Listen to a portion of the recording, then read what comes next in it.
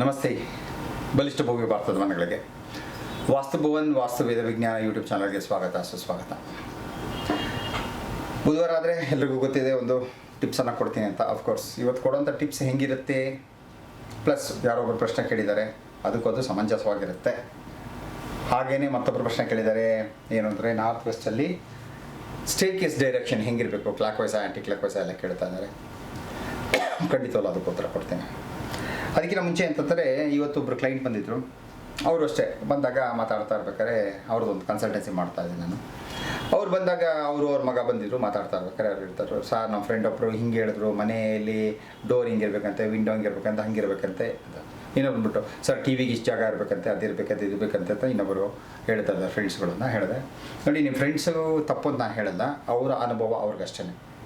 ಅವ್ರು 1, 2, 3 ಬಿಲ್ಡಿಂಗ್ ಮಾಡಿರ್ಬೋದು ಅಷ್ಟೇ ಹೊರತು ಪ್ರೊಫೆಷನಲ್ಸ್ಗೆ ಎಕ್ಸ್ಪೀರಿಯನ್ಸ್ ಬೇರೆಯೇ ಇರುತ್ತೆ. ಹಾಗಾಗಿ ನಿಮ್ಮ ಮನೆಗೆ ಯಾವ ರೀತಿ ಬೇಕಾದರೂ ಆ ರೀತಿ ನಾನು ಇದನ್ನು ಡಿಸೈನ್ ಮಾಡಿ ಕಲರ್ ಕಾಂಬಿನೇಷನ್ ಆಗಿರ್ಬೋದು ಪ್ರತಿಯೊಂದನ್ನು ಕೂಡ ಮಾಡ್ತಾ ಇರೋಂಥದ್ದು. ಹೆಚ್ಚು ಕಮ್ಮಿ 33 ವರ್ಷದಲ್ಲಿ 500 ಬಿಲ್ಡಿಂಗಿನ ಹೆಚ್ಚಿಗೆ ಮಾಡಿಬಿಟ್ಟಿದ್ದೀನಿ. ಅದರಲ್ಲಿ 10 ವರ್ಷಗಳಿಂದ ವಾಸ್ತು ಫಾಲೋ ಮಾಡ್ತಾ ಇರೋದ್ರಿಂದ ಯಾವ ಭಾಗಕ್ಕೆ ಎಷ್ಟು ಓಪನಿಂಗ್ ಕೊಡಬೇಕು, ಎಷ್ಟು ಗೋಡೆ ಕೊಡಬೇಕು, ಯಾವ ಬಣ್ಣ ಕೊಡಬೇಕು, ಯಾವ ರೀತಿ ಮರ ಹಾಕಿದ್ರೆ ಚೆನ್ನಾಗಿರುತ್ತೆ, ಯಾವ ರೀತಿ ಇಂಟೀರಿಯರ್ ಮಾಡಿದ್ರೆ ಚೆನ್ನಾಗಿರುತ್ತೆ, ಇದೆಲ್ಲ ನನಗೆ ಗೊತ್ತಿರುತ್ತೆ. ಹಾಗಾಗಿ ನಿಮ್ಮ ಫ್ರೆಂಡ್ಸ್ ಹೇಳಿದ್ದನ್ನೆಲ್ಲನೂ ಕೂಡ ನೀವು ಒಬ್ಬೊಬ್ಬ ಫ್ರೆಂಡ್ ಒಂದೊಂದು ಥರ ಬಂದು ಹೇಳ್ತಾ ಇರ್ತಾನೆ. ಅಯ್ಯೋ ಅವ್ನು ಹೇಳೋದಂತ ಒಂದು ಮಾತು, ಇವನು ಹೇಳೋದಂತ ಒಂದು ಮಾತು, ಎಲ್ಲರ ಮಾತು ತಗೊಳ್ತಾ ಹೋಯ್ತು ಅಂದರೆ ಏನಾಗ್ಬಿಡುತ್ತೆ, ಮನೆ ಚೆನ್ನಾಗಿ ಬರಲ್ಲ. ಹಾಗಾಗಿ ನೀವು ನನಗೆ ಫೀಸ್ ಕೊಡ್ತಾ ಇದ್ದೀರಾ, ಒಬ್ಬ ಒಳ್ಳೆ ಎಕ್ಸ್ಪರ್ಟನ್ನು ನೀವು ಅವರ ಕನ್ಸಲ್ಟೇಷನ್ ತೊಗೊಳ್ತಾ ಇದ್ದೀರಾ, ನಾನು ಹೇಳಿದ ಪ್ರಕಾರ ಮಾಡಿ ಮನೆ ಚೆನ್ನಾಗಿ ಬರುತ್ತೆ ಅಂತ ಹೇಳಿದೆ. ಹೀಗೆ ಒಬ್ಬರು ಮನೇಲಿ ಅಡುಗೆ ಮಾಡಬೇಕಾದ್ರೆ ಒಬ್ಬರೇ ನೀಟಾಗಿ ಎಷ್ಟು ಉಪ್ಪು, ಎಷ್ಟು ಹುಳಿ, ಎಷ್ಟು ಖಾರ ಎಲ್ಲ ಹಾಕಿದ್ರೆ ಸರಿ ಇರುತ್ತೆ.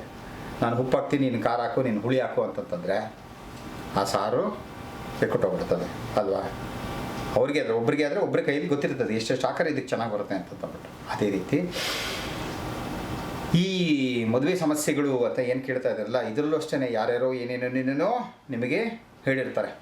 ಇಂಥ ಪರಿಹಾರ ಮಾಡಿಸ್ಬಿಡಿ, ಅಂಥ ಪರಿಹಾರ ಮಾಡಿಸಿ, ಅಂಥ ದೇವಸ್ಥಾನಕ್ಕೆ ಹೋಗಿ, ಇಂಥ ದೇವಸ್ಥಾನಕ್ಕೆ ಹೋಗಿ, ಇಂಥ ಗ್ರಹ ಶಾಂತಿ, ಇಂಥ ಗೃಹ ಶಾಂತಿ, ಇಂಥ ಮನಃಶಾಂತಿ ಎಲ್ಲ ಮಾಡಿಸಿ, ಆದರೂ ಕೂಡ ಮನೆಯಲ್ಲಿ ಶುಭ ಕಾರ್ಯಗಳಾಗಲ್ಲ. ಯಾಕಾಗಲ್ಲ? ವಾಸ್ತು ಪ್ರಕಾರ ಅಂತ ನೋಡೋಕೆ ಹೋದಾಗ ಏನಾಗುತ್ತೆ ಅಂದರೆ 2 ಮೂಲೆಗಳು ಬಹಳ ಪ್ರಮುಖವಾದಂಥ ಮೂಲೆಗಳು ಮನೆಯಲ್ಲಿ ಶುಭ ಕಾರ್ಯವನ್ನು ಮಾಡೋದಕ್ಕೆ. ಯಾವುದ್ಯಾವುದು ಅಂತಂದಾಗ ಒಂದು ನಾರ್ತ್ ವೆಸ್ಟು, ಇನ್ನೊಂದು ಸೌತ್ ಈಸ್ಟು.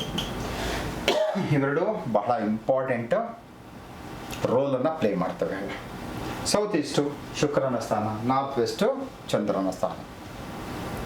ಈ ಎರಡೇನಾದರೂ ಈ 2 ಭಾಗದಲ್ಲಿ ಏನಾದರೂ ದೋಷ ಆಯಿತು ಅಂತಂತಂದರೆ ಮನೆಯಲ್ಲಿ ಬರೀ ಹೆಣ್ಣು ಮಕ್ಕಳಿಗೆ ಅಂತಲ್ಲ, ಗಂಡು ಹುಡುಗರಿಗೂ ಕೂಡ ಶುಭ ಕಾರ್ಯ ಆಗೋದಿಲ್ಲ.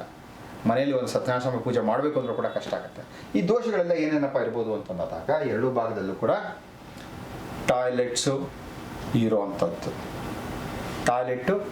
ಇರೋವಂಥದ್ದು ಇದ್ದರೂ ಕೂಡ ಎಡವಟ್ಟಾಗತ್ತೆ. ಹಾಗೆಯೇ ಈ ಭಾಗದಲ್ಲಿ ಸಮ್ ಟ್ಯಾಂಕ್ ಬಂದುಬಿಟ್ರೂ ಕೂಡ ತೊಂದರೆ ಆಗುತ್ತೆ. ಅದು ಬಿಟ್ಟು ಈ ಭಾಗದಲ್ಲಿ ಆ ಭಾಗದಲ್ಲಿ ಪಿಟ್ಟುಗುಂಡಿ ಅದು ಬಂದಿದ್ರು ಕೂಡ ಸಮಸ್ಯೆ ಆಗುತ್ತೆ. ಹಾಗೆ ಇನ್ನೇನಾಗುತ್ತೆ ಅಂತಂದರೆ ಈ ಭಾಗದಲ್ಲಿ ಆ್ಯಂಟಿ ಎಲಿಮೆಂಟ್ ಅಂತಂದರೆ ಈ ಭಾಗ ಬಂದಾಗ ಅಗ್ನಿ, ಇದು ವಾಯು. ಓಕೆ, ಈ ಒಂದು ಎಲಿಮೆಂಟ್ಸ್ ಅಂದರೆ ಈ ಪಂಚಭೂತಗಳಲ್ಲಿ ಇರೋಂಥ ಈ 2 ಭೂತಗಳ ಸ್ಥಾನದಲ್ಲಿ ಏನಾದರೂ ಹೆಚ್ಚು ಕಮ್ಮಿ ಆಗಿದ್ದಾಗ, ಕಲುಷಿತ ಆಗಿದ್ದಾಗ ಮತ್ತು ನಮಗೆ ಆ ಪ್ಯೂರ್ ಎನರ್ಜಿ ಸಿಗಲ್ಲ, ಪವರ್ಫುಲ್ ಎನರ್ಜಿ ಸಿಗಲ್ಲ.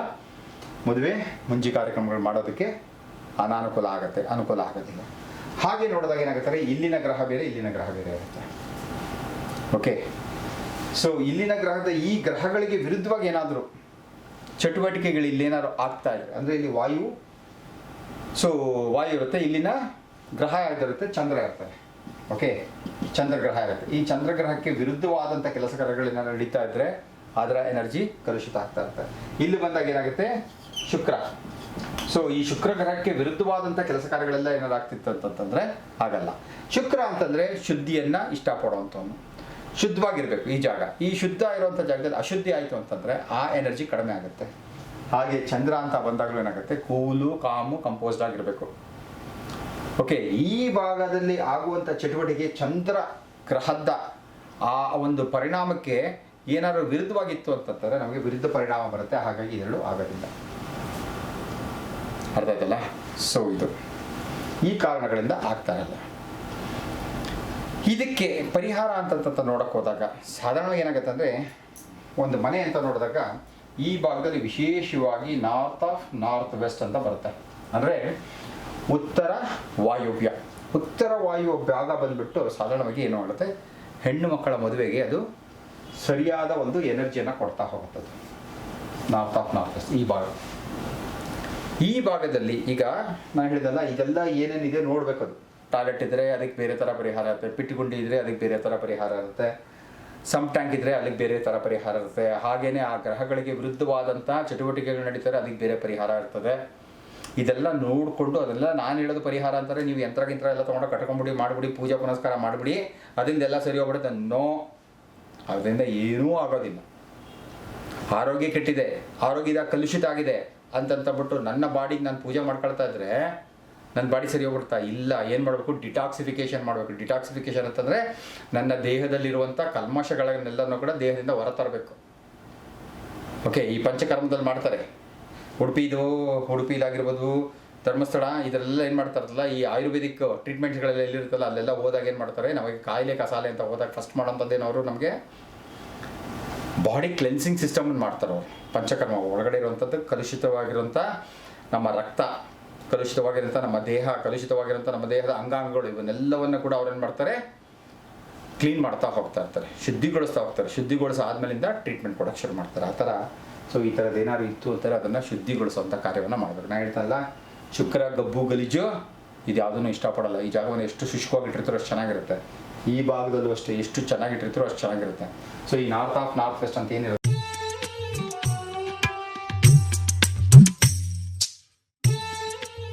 ಅಲ್ಲ, ಸಾಧಾರಣವಾಗಿ ನನಗೆ ಬಂದವರಿಗೆ ನಾನು ಕೊಟ್ಟಿರುವಂಥದ್ರಲ್ಲಿ ಎಲ್ಲರಿಗೂ 100% ಸಕ್ಸಸ್ ಆಗಿದೆ. ಹೆಣ್ಣು ಮಕ್ಕಳಾಗಿದ್ದರೆ ಈ ಭಾಗದಲ್ಲಿ ಏನು ಮಾಡ್ತೀವಿ, ಅವ್ರಿಗೆ ಪೂರ್ವದ ಕಡೆಗೆ ತಲೆಯನ್ನು ಇಟ್ಟು ಮಲ್ಕೊಳಕ್ಕೆ ಹೇಳ್ತೀವಿ. ಪೂರ್ವದ ಕಡೆಗೆ ತಲೆಯನ್ನು ಇಟ್ಕೊಂಡು ಮಲ್ಕೊಂಡು ಈ ಭಾಗಕ್ಕೆ ಏನು ಮಾಡ್ತೀವಿ, ಪಿಂಕ್ ಕಲರ್ ಬೆಡ್ ಸ್ಪ್ರೆಡನ್ನು ಹಾಕ್ಸಿರ್ತೀನಿ. ಯಾಕಂದರೆ ಪಿಂಕ್ ಅಂತಂದರೆ ಅದು ಲವ್ಗೆ ಸಿಂಬಾಲಿಕ್ಕು. ಪಿಂಕು ಅಥವಾ ರೆಡ್ಡು ಇದೆರಡು ಕೂಡ ಲವ್ಗೆ ಸಿಂಬಾಲಿಕಾಗಿ ಬರುವಂಥದ್ದು. ಸೊ ಆ ಕಲರ್ ಬೆಡ್ ಸ್ಪ್ರೆಡನ್ನೆಲ್ಲ ಹಾಕ್ಸಿ ಅವರನ್ನು ನಾರ್ತ್ ವೆಸ್ಟಲ್ಲಿ ಮಲಗಿಸ್ತೀವಿ. ಅದಾದಮೇಲೆ ಈ ಭಾಗದಲ್ಲಿ ಏನು ಮಾಡ್ತೀವಿ, ಉತ್ತರ ಭಾಗದಲ್ಲಿ ಇವ್ರಿಗೆ ಏನು ಮಾಡಿರ್ತೀವಿ, ಈಗ ಶಿವ ಪಾರ್ವತಿ ಮದುವೆ ಆಗ್ತಾ ಇರೋ ಒಂದು ಫೋಟೋ ಆಗ್ಬೋದು, ಇಲ್ಲ ಅಂತ ಹೇಳಿದ್ರೆ ಯಾರು ವೆಂಕಟೇಶ್ವರ ಮತ್ತು ಲಕ್ಷ್ಮಿ, ಓಕೆ, ಶ್ರೀನಿವಾಸ ಕಲ್ಯಾಣ, ಈ ಥರ ಫೋಟೋವನ್ನು ಈ ಭಾಗದಲ್ಲಿ ಹಾಕಕ್ಕೆ ಹೇಳ್ತೀವಿ ನಾವು ಅದನ್ನು. ಯಾಕೆಂದರೆ ಅದನ್ನು ನೋಡ್ತಾ ಇದ್ದಂಗೆ ಏನಾಗುತ್ತೆ, ಮೈಂಡನ್ನು ನಾವು ಅದಕ್ಕೆ ಟ್ಯೂನ್ ಮಾಡ್ತಾ ಹೋಗ್ತಾ ಇರ್ತೀವಿ. ಮೈಂಡನ್ನು ಅದಕ್ಕೆ ಟ್ಯೂನ್ ಮಾಡ್ತಾ ಹೋಗಬೇಕಾಗುತ್ತೆ. ಟ್ಯೂನ್ ಮಾಡ್ತಾ ಹೋದಾಗ ಏನಾಗುತ್ತೆ, ಇದನ್ನೇ ಲಾ ಆಫ್ ಅಟ್ರಾಕ್ಷನ್ ಅಂತ ಕರೆಯುವಂಥದ್ದು. ನನಗೇನು ಬೇಕಾಗಿದೆಯೋ ಅದ್ರ ಬಗ್ಗೆ ನಾನು ಹೆಚ್ಚಾಗಿ ಗಮನವನ್ನು ಕೊಡ್ತಾ, ಧ್ಯಾನವನ್ನು ಮಾಡ್ತಾ, ಪ್ರಾರ್ಥನೆಯನ್ನು ಮಾಡ್ತಾ, ಅದಕ್ಕೆ ಬೇಕಾಗಿರುವಂಥ ಪ್ರಯತ್ನವನ್ನು ಮಾಡ್ತಾ ಹೋದಾಗ ಫಲ ಸಿಗುತ್ತೆ ಅಂತ ಹೇಳ್ತಾ ಇರ್ತಾರೆ. ಶ್ರೀಕೃಷ್ಣ ಪರಮಾತ್ಮ ತುಂಬ ಚೆನ್ನಾಗಿ ಹೇಳ್ತಾ ಇರ್ತಾನೆ ಭಗವದ್ಗೀತೆಯಲ್ಲಿ. ಏನು ಅಂತಂದರೆ, ಪ್ರಯತ್ನವಿಲ್ಲದ ಪ್ರಾರ್ಥನೆಗೆ ಫಲ ಇಲ್ಲ ಅಂತ.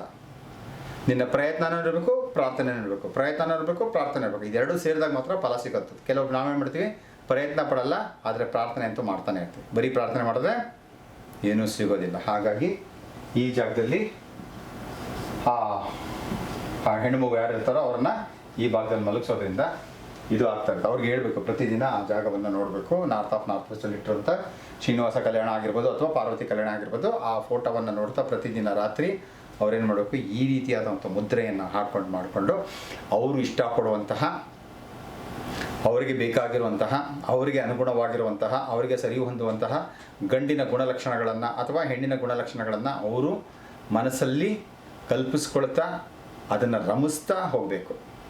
ಪ್ರಾರ್ಥನೆಯನ್ನು ಹೇಳ್ತಾ ಹೋಯ್ತು ಅಂತಂದರೆ ಆದಷ್ಟು ಬೇಗ ಅವರಿಗೆ ಮದುವೆ ಕೂಡ ಬರುತ್ತೆ. ಓಕೆ, ಇದರಲ್ಲಿ ಒಂದು ಟಿಪ್ಸನ್ನು ಕೂಡ ಕೊಟ್ಬಿಡ್ತೀನಿ. ಏನು ಟಿಪ್ಸು ಅಂತಂದಾಗ, ನಾನು ಬೇಕಾದಷ್ಟು ಆಗಿರುತ್ತೆ ಕೇಸ್ ಸ್ಟಡೀಸು. ಅವ್ರ ಮನೇಲಿ ಎಲ್ಲ ಸರಿ ಇರುತ್ತೆ, ಇದು ಸರಿ ಇದೆ, ಆದರೂ ಮದುವೆ ಆಗ್ತಾರಲ್ಲ. ಯಾಕೆ ಆಗ್ತಾರಲ್ಲ ಅಂತಂದಾಗ ಅವ್ರು ಕೇಳ್ತೀನಿ, ಎಲ್ಲರ ಮನೇಲೂ ಇರುತ್ತಲ್ಲ, ಮಂಗಳ ಕಾರ್ಯ ಅಂತ ಮಾಡಿದಾಗ ಏನು ಮಾಡ್ತೀವಿ, ಮಂಗಳ ಕಾರ್ಯಗಳು ಅಂತ ಮಾಡಿದಾಗ ಏನು ಮಾಡ್ತೀವಿ, ಅದಕ್ಕೆ ಆದಂಥ ಒಂದು ಮಣೆ ಆಗಿರ್ಬೋದು, ಪೂಜಾ ಸಾಮಗ್ರಿ ಆಗಿರ್ಬೋದು, ಇವೆಲ್ಲವನ್ನು ಕೂಡ ಇಡುವಂಥ ಒಂದು ಸ್ಥಳ ಇರುತ್ತೆ. ಸಾಕಷ್ಟು ಕೇಸ್ಗಳಲ್ಲಿ ಎಲ್ಲಿ ನೋಡ್ಬಿಟ್ಟಿರ್ತೀನಿ ಅಂತಂದರೆ, ನೋಡಿ, ಇದು ಸೌತ್ ಅಂತಂದರೆ ಈ ಭಾಗದಲ್ಲಿ, ಇದು ಸೌತ್ ವೆಸ್ಟ್ ಆದಾಗ ಈ ಭಾಗದಲ್ಲಿ ಸೌತ್ ವೆಸ್ಟಲ್ಲಿ ಏನಾದರೂ ಈ ಮಂಗಳ ಕಾರ್ಯವಾದಂಥ ಮಂಗಳ ಕಾರ್ಯಕ್ಕೆ ಬೇಕಾಗಿರೋಂಥ ಸಾಮಗ್ರಿಗಳನ್ನೆಲ್ಲ ಅಲ್ಲಿಟ್ಟರೆ ಅವ್ರ ಮನೇಲಿ ಶುಭ ಕಾರ್ಯ ಆಗೋದಿಲ್ಲ. ಚೆಕ್ ಮಾಡಿಬಿಟ್ಟಿದ್ದೀನಿ. ಸುಮಾರು ಕಡೆ ಮಾಡಿದಾಗೆಲ್ಲ ಚೆಕ್ ಮಾಡಿದಾಗ ಅವ್ರ ಮನೆ ಫೋಟೋಸ್ ಎಲ್ಲ ನೋಡ್ತಾ ಇರ್ತೀನಿ. ಕೆಲವರು ಗುರುಗಳು ಏನು ಫೀಸ್ ಆದರೂ ಸರಿ ನೀವೇ ಬನ್ನಿ ಮಾಡಿ ಅಂತಂತಾರೆ. ಹೋಗ್ತೀನಿ, ಮಾಡಿದಾಗೆಲ್ಲ ಏನಾಗಿರುತ್ತೆ, ಮಂಗಳ ಕಾರ್ಯಕ್ಕೆ ಬೇಕಾಗಿರುವಂಥ ಶುಭ ಸಾಮಗ್ರಿಗಳನ್ನೆಲ್ಲ ಸೌತ್ ಆಫ್ ಸೌತ್ ವೆಸ್ಟಲ್ಲಿ ಇಟ್ಟಿರ್ತಾರೆ. ಸೌತ್ ಆಫ್ ಸೌತ್ ವೆಸ್ಟಲ್ಲಿ ಇಟ್ಟು ಅಂತಂದರೆ ಆ ಮನೇಲಿ ಶುಭ ಕಾರ್ಯಗಳಾಗಲ್ಲ. ಅವ್ರಿಗೆ ಸಿಂಪಲ್ ಇಷ್ಟು ಹೇಳ್ತೀನಿ ನೋಡಿ, ಇಲ್ಲೇನಿದೆಯಲ್ಲ ಇದಿಷ್ಟನ್ನು ತೊಗೊಂಬಂದು ಸೌತ್ ಈಸ್ಟಲ್ಲಿ ಇಡಿ, ನೋಡೋಣ 48 ಡೇಸಲ್ಲಿ ನೋಡೋಣ ಅಂತೀನಿ. 48 ದಿನದಲ್ಲಿ ಶುಭ ಸಮಾಚಾರಗಳನ್ನ ತರ್ತಾರೆ. ಗುರುಗಳೇ ಏನು ಮ್ಯಾಜಿಕ್ ಮಾಡ್ರೆ, ಮ್ಯಾಜಿಕ್ ಅಲ್ಲ, ಇರೋದನ್ನು ಸರಿಗೆ ಲಾಜಿಕ್ಕನ್ನು ಹೇಳಿದ್ದೀನಿ. ತೊಗೊಂಡೋಗಿರೋ ಶುಭ ಕಾರ್ಯಗಳನ್ನೆಲ್ಲ ಅಲ್ಲಿ ತೊಗೊಂಡೋಗಿರ್ತಾರೆ. ಶುಭ ಕಾರ್ಯಕ್ಕೆ ಬಳಸುವಂಥ ಮಣೆ ಆಗಿರ್ಬೋದು, ಗಂಟೆ ಆಗಿರ್ಬೋದು, ಅಥವಾ ಅದಕ್ಕೆ ಬೇಕಾಗಿರೋ ತಟ್ಟೆ ಆಗಿರ್ಬೋದು, ಆರತಿ ತಟ್ಟೆ ಆಗಿರ್ಬೋದು, ಇವೆಲ್ಲವನ್ನು ಕೂಡ ಈ ಭಾಗದಲ್ಲಿ ಇಡೋದೇ ತೊಗೊಂಬಂದು ಇಲ್ಲಿ ಇಡ್ತಾರೆ. ಇಟ್ಟಾಗ ಮೇಲೆ ಶುಭ ಕಾರ್ಯಗಳಾಗುತ್ತೆ. ಏಕೆಂದರೆ ಅಲ್ಲಿ ಶುಕ್ರನ ಕೃಪಾ ಕಟಾಕ್ಷ ಅದಕ್ಕೆ ಬರುತ್ತೆ. ಓಕೆ, ಇದು ಇವತ್ತಿನ ವಾಸ್ತು ಟಿಪ್ಸು. ನೀವು ಮನೆಯಲ್ಲಿ ಶುಭ ಕಾರ್ಯಗಳಿಗೆ ಬೇಕಾಗಿರೋಂಥ ವಸ್ತುಗಳನ್ನೆಲ್ಲ ಎಲ್ಲೆಲ್ಲಿ ಇಡ್ಬೋದು ಅಂದರೆ 2 ಜಾಗ. ಒಂದು ಪಕ್ಕಾ ಸೌತ್ ಈಸ್ಟು, ಇಲ್ಲ ನಾರ್ತ್ ಈಸ್ಟು, ಇಲ್ಲ ಅಂತಂದರೆ ಪಕ್ಕಾ ಸೌತ್ ವೆಸ್ಟಲ್ಲಿ ಇಡ್ಬೋದು. ಈ 3 ಜಾಗದಲ್ಲಿ ಇಡೋದ್ರಿಂದ ಶುಭ ಕಾರ್ಯಗಳಾಗುತ್ತೆ. ಇದನ್ನೇನಾದ್ರು ತಗೊಂಡ್ಬಿಟ್ಟು ದಕ್ಷಿಣ ನೈಋತ್ಯದಲ್ಲಿ ಏನಾದ್ರು ಇಟ್ಟರೆ ಗೋವಿಂದ ಗೋವಿಂದ. ಹಾಗೆ ಏನಾದ್ರು ಇನ್ನೊಂದು ಸ್ಥಾನ ಬರ್ತದೆ, ಅದು ವೆಸ್ಟ್ ಆಫ್ ನಾರ್ತ್ ವೆಸ್ಟ್ ಅಂತ, ಅಂದರೆ ಪಶ್ಚಿಮ ವಾಯುವ್ಯ. ಈ ಭಾಗದಲ್ಲಿ ಇಟ್ಟರು ಕೂಡ ಸರಿ ಹೋಗಲ್ಲ ಅದು. ಓಕೆ, ಬೇಕಾದಷ್ಟು ಕೇಸ್ ಸ್ಟಡೀಸ್ ನೋಡ್ಬಿಟ್ಟಿದ್ದೀನಿ, ಅದು ಪ್ರೂವನ್ ಸಿಸ್ಟಮ್ ಹಂಗಾಗ್ಬಿಟ್ಟಿದೆ. ಓಕೆ, ಇದನ್ನು ತಿಳ್ಕೊಂಡಿದ್ರೆ ಇದೇ ಟಿಪ್ಸ್ ಅಂತ ತೊಗೊಂಡಿದ್ದೀವಿ. ಓಕೆ, ಒಬ್ಬರು ಪ್ರಶ್ನೆ ಏನು ಕೇಳ್ತಾ ಇದ್ದಾರೆ ಅಂದರೆ, ವಾಯು ವಿಭಾಗದಲ್ಲಿ ಮೆಟ್ಲು ಕ್ಲಾಕ್ ವೈಸ್ ಇರಬೇಕಾ ಆ್ಯಂಟಿ ಕ್ಲಾಕ್ ವೈಸ್ ಇರಬೇಕಾ ಅಂತ ಕೇಳ್ತಾ ಇದ್ದಾರೆ. ಓಕೆ, ವಾಯು ವಿಭಾಗದಲ್ಲಿ ಮೆಟ್ಟಲು ಕ್ಲಾಕ್ ವೈಸ್ ಬೇಕಾ ಆಂಟಿ ಕ್ಲಾಕ್ ವೈಸ್ ಬೇಕಾ ಅಂತ ಕೇಳ್ತಾ ಇರ್ತಾರೆ. ನೋಡಿ, ಇಲ್ಲಿ ವಾಯು ವಿಭಾಗ ಅಂತಂದಾಗ 3 ವಾಯು ವಿಭಾಗ ಬರುತ್ತೆ. ಇದು ನಾರ್ತ್ ಆಫ್ ನಾರ್ತ್ ವೆಸ್ಟ್ ಒಂದಾಯ್ತಾ, ಸೊ ಇದು ಪಕ್ಕ 100% ನಾರ್ತ್ ವೆಸ್ಟ್ ಆಯ್ತಾ. ಇದಾದ್ಮೇಲಿಂದ ವೆಸ್ಟ್ ಆಫ್ ನಾರ್ತ್ ವೆಸ್ಟ್ ಅಂತ ಬರುತ್ತೆ. ಇದು 2 ಸ್ಕೂಲು 2 ಥರ ಹೇಳುತ್ತೆ ವಿಚಾರಗಳನ್ನು. ಸಾಧಾರಣವಾಗಿ ಬರುವಂಥ ವಾಸ್ತು ಪ್ರಕಾರ ಅಂತಂತ ಬಂದಾಗ ಇದೆಲ್ಲ ಬಂದಾಗಲೂ ಕೂಡ ಕ್ಲಾಕ್ ವೈಸ್ ಇರಬೇಕು ಅಂತಲೇ ಹೇಳುತ್ತೆ. ಅಂದರೆ ಹಿಂಗೆ ಹೋಗಿ ಹಿಂಗೆ ಬರಲಿ ಅಂತ, ಈಗ ಹತ್ಕೊಂಡು ಹಿಂಗೆ ಹೋಗ್ತೀವಿ ಅಂದರೆ ಕ್ಲಾಕ್ ವೈಸ್ ಇದು. ಹಾಗೇನೆ ಇಲ್ಲೂ ಬಂದಾಗಲೂ ಕೂಡ ಇದನ್ನು ಕೂಡ ಕ್ಲಾಕ್ ವೈಸ್ ಬರಲಿ ಅಂತ ಒಂದು ಸ್ಕೂಲ್ ಹೇಳುತ್ತೆ. ಇನ್ನೊಂದು ಸ್ಕೂಲ್ ಏನು ಹೇಳುತ್ತೆ, ಇಲ್ಲ ಇದೆರಡು ಆಂಟಿ ಕ್ಲಾಕ್ ವೈಸ್ ಬರಬೇಕು, ಇದು ಕ್ಲಾಕ್ ವೈಸ್ ಬರಬೇಕು ಅಂತ ಹೇಳುತ್ತೆ. ಇದರಿಂದ ದೊಡ್ಡ ಪರಿಣಾಮ ಏನಾರು ಆಗ್ಬಿಡುತ್ತಾ ಕೇಳಿದಾಗ, ನಾನು ಸೈಂಟಿಫಿಕಲ್ಲಿ ನೋಡೋಕೆ ಹೋದಾಗ ದೊಡ್ಡ ಪರಿಣಾಮ ಅಂತಂದಾಗ ಯಾವಾಗ ಆಗುತ್ತೆ ಅಂತಂದಾಗ, ಯಾರು ಕ್ಲಾಕ್ ವೈಸ್ ಹತ್ತಾ ಇರ್ತಾರೋ, ಸೊ ಹಿಂಗೆ ಹತ್ತಾ ಇರ್ತಾರೋ, ಸೊ ಇವರಿಗೆ ಪಾಸಿಟಿವ್ ಎನರ್ಜಿ ಜಾಸ್ತಿ ಆಗ್ತಾ ಇರುತ್ತೆ. ಅಂದರೆ ಈ ಮೆಟ್ಟಿಲನ್ನು ಹತ್ತುವಾಗ ಆಯಾಸ ಕಡಿಮೆ ಇರುತ್ತೆ. ಕ್ಲಾಕ್ ವೈಸ್ ಹತ್ತಾ ಇದ್ದಾಗ ಆಯಾಸ ಕಡಿಮೆ ಆಗುತ್ತೆ. ಯಾಕೆ ಅಂತಂದರೆ ಭೂಮಿ ನಮಗೆ ಆ್ಯಂಟಿ ಕ್ಲಾಕ್ ವೈಸ್ ತಿರುಗ್ತಾ ಇರ್ತದೆ. ಭೂಮಿ ನನಗೆ ಹಿಂಗೆ ತಿರುಗ್ತಾ ಇರುತ್ತೆ, ನಾನು ಹಿಂಗೆ ಹೋಗ್ತೀನಿ. ಹೋದಾಗ ಏನಾಗುತ್ತೆ, ಇದು ಹಿಂಗೆ ತಿರ್ಬೇಕಾದ್ರೆ ಇದು ಪಾಸಿಟಿವ್ ಎನರ್ಜಿ ನನಗೆ ಬರುತ್ತೆ. ಬಂದಾಗ ಏನಾಗುತ್ತೆ, ನನಗೆ ಆಯಾಸ ಕಡಿಮೆ ಆಗುತ್ತೆ ಅಂತ. ಅದೇನೋ ನಾವು ಆ್ಯಂಟಿ ಕ್ಲಾಕ್ ವೈಸ್ ಹೋಗ್ತಾ ಇರ್ತೀನಿ ಅಂತಂದಾಗ ಆಯಾಸ ಸ್ವಲ್ಪ ಜಾಸ್ತಿ ಆಗುತ್ತೆ ಅಂತ ಹೇಳ್ತಾರೆ. ಅದು ಬಿಟ್ಟು ಬೇರೆ ಇನ್ನೇನು ಇಲ್ಲ, ಬೇರೆ ಇನ್ನೇನು ಆಗಲ್ಲ. ನಾನು ಸೈಂಟಿಫಿಕ್ಕಾಗಿ ಮಾತಾಡ್ತಾ ಇರೋಂಥದ್ದು. ಓಕೆ, ಒಂದು ಮನೆಗೆ ಅಂತಾರೆ ಒಂದು 20 ಮೆಟ್ಲು ಇರ್ಬೋದು. ಸೆಕೆಂಡ್ ಫ್ಲೋರ್ ಹೋಗ್ತೀವಿ ಅಂತ 40 ಮೆಟ್ಲು ಬರ್ಬೋದು ಅಷ್ಟೇ. 36ರಿಂದ 40 ಮೆಟ್ಲು ಬರ್ಬೋದು ಅಷ್ಟೇ. ಅಂಥದ್ದೇನು ಆಗೋದಿಲ್ಲ ಅಥವಾ. ಬಟ್ ಕೇಳಿದ್ದೀರಾ, ಆ್ಯಸ್ ಪರ್ ವಾಸ್ತು ಕ್ಲಾಕ್ ವೈಸ್ ಹೋಗೋವಂಥದ್ದು ಒಳ್ಳೆಯದು ಅಂತ ಹೇಳುತ್ತೆ. ಅದನ್ನು ಮಾಡ್ಕೊಳ್ಳಿ. ಭಗವಂತ ಎಲ್ರಿಗೂ ಕೂಡ ಆಯುಷು, ಆರೋಗ್ಯ, ಉಲ್ಲಾಸ, ಉತ್ಸಾಹವನ್ನು ಯಥೇಚ್ಛವಾಗಿ ಅಷ್ಟೈಶ್ವರ್ಯಗಳ ಜೊತೆ ಕೊಡಲಿ ಅಂತ ಕೇಳ್ಕೊಳ್ತಾ, ನಮಸ್ತೆ, ಜೈ ಹಿಂದ್.